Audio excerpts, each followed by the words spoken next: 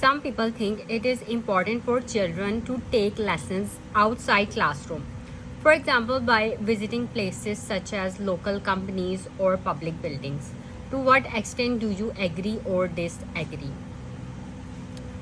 So, जब भी आप कोई ऐसे लिखने लगे तो आपने सबसे पहले मेन पॉइंट्स जो हैं वो क्वेश्चन के नीचे ही लिख लेने हैं.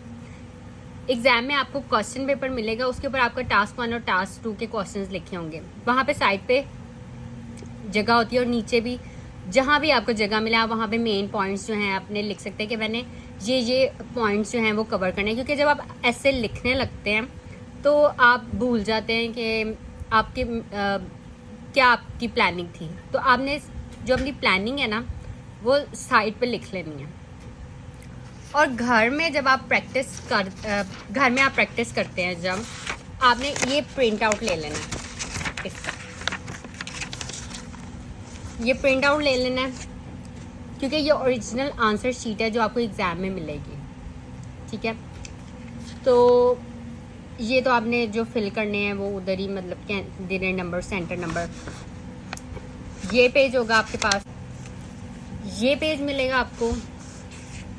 ठीक है, टास्क 2 के लिए. और उससे नेक्स्ट जो है वो ये पेज मिलेगा. और इसके नीचे जो है ये ऑफिशियल यूज़ के लिए है जिसमें एग्जामिनर आपको मार्क्स देते हैं कि कोहेरेंस एंड कोहिजन के लिए लेक्सिकल रिसोर्स जो आपने ग्रामर यूज़ की हुई है, आपका ऐसे अंडर लेंथ है, नंबर ऑफ वर्ड्स कितने आपके ऐसे में, पेनाल्टी, ऑफ टॉपिक तो नहीं गए आप, मेमोराइज्ड आंसर तो नहीं दिया.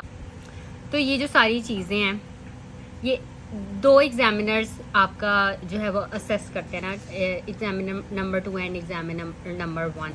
तो वो जो भी आपके यहाँ पे वो लिखेंगे ऑफ टॉपिक जो उन्हें लगता है.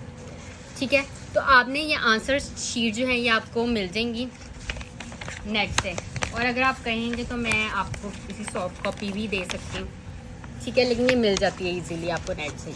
तो आपने जो है इस पे प्रैक्टिस करना है अपना ऐसे. ये जो सैम्पल आंसर्स हैं जो मैं आपको टॉपिक रिलेटेड वोकैबुलरी वर्ड्स या सिनोनिम्स बताती हूँ, वो वर्ड्स यूज़ करके, आइडियाज़ यूज़ करके फिर आपने जो ऐसे होता है वो अपने वर्ड्स में इन आंसर शीट्स पे ही लिखना है ताकि आपको पता हो कि आप कितने वर्ड्स एक लाइन में लिख रहे हैं. ठीक है, आपका इंट्रोडक्शन जो है वो अब जैसे यहाँ पे ये 3 लाइन में है, मीन्स 4 यू कैन से. तो आप कितनी लाइंस में इसको लिख रहे हैं अपनी आंसर शीट पे, आपका बॉडी पैराग्राफ कितना आ रहा है, तो मतलब आप एक लाइन में कितने वर्ड्स लिख रहे हैं. क्योंकि आपने गिनना तो नहीं है ना वर्ड के आप कितने वर्ड्स लिख रहे हैं.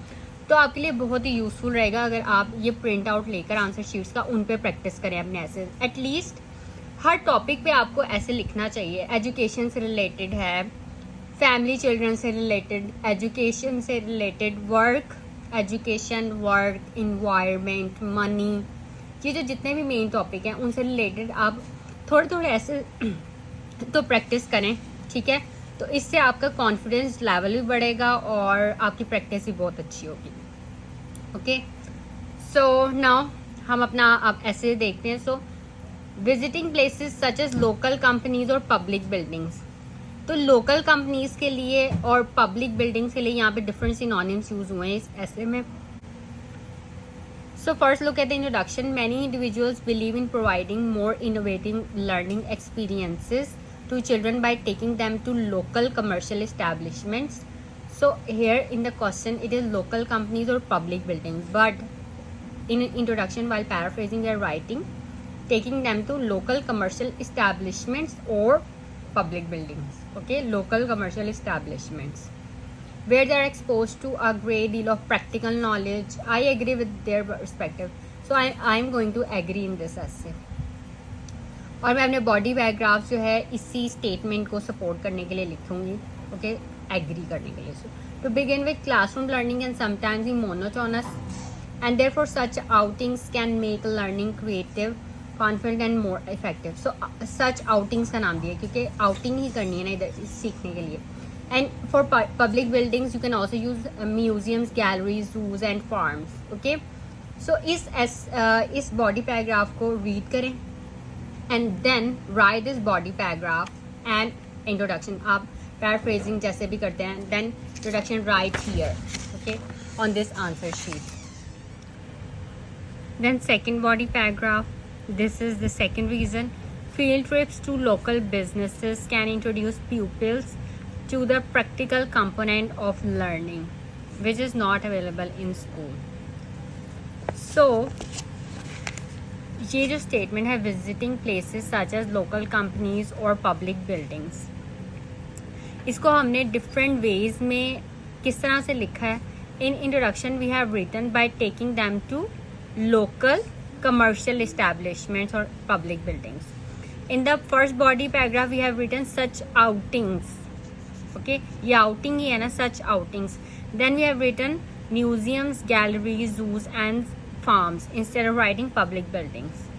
Okay, and then in second body paragraph we have written field trips to local businesses. Then field trips, outdoor learning experiences, ये outdoor learning experience है ना. And then local businesses or public buildings. Question में था local companies, we have written local businesses or public buildings. Okay, so we have, so हमने जो है वो repetition नहीं की. we have written this statement in different ways in our essay. Okay, और ये जो ऑरेंज में है ये टॉपिक रिलेटेड वोकैबुलरी वर्ड्स हैं. ये जो टॉपिक है इससे रिलेटेड ये वर्ड्स हैं. Innovative learning experiences, practical knowledge, प्यूपिल grades, practical component of learning. आपने जब ऐसे लिखना है तो आपने इसकी प्लानिंग किस तरह करनी है. आपके जो जहन में इंपॉर्टेंट वर्ड्स हैं वो आपने पहले लिख लेने हैं.